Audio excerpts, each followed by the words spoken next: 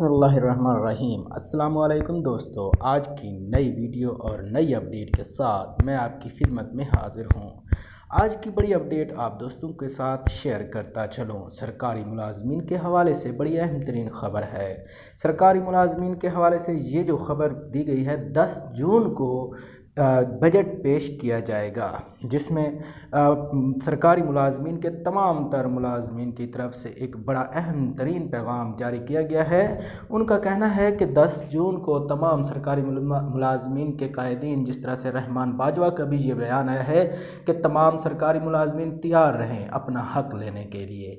क्या सरकारी मुलाजमीन को उनका हक़ मिलेगा या नहीं मिलेगा? सरकारी मुलाजमीन की तनख्वाहों में कितना इजाफ़ा किया जाएगा? इसी हवाले से आज की जो अपडेट नई और ताज़ी आ रही हैं, उसमें ये पता चला है कि सरकारी मुलाजमीन की तनख्वाहों में 25% इजाफ़ा किया जा रहा है। क्या ये इजाफ़ा उनको मिलेगा या नहीं मिलेगा, या सरकारी मुलाजमीन के एहतजाज की वजह से उनके तनख्वाहों में इजाफ़ा ज़्यादा हो सकता है? क्या सरकारी मुलाजमीन को 100% इजाफ़ा मिल सकता है?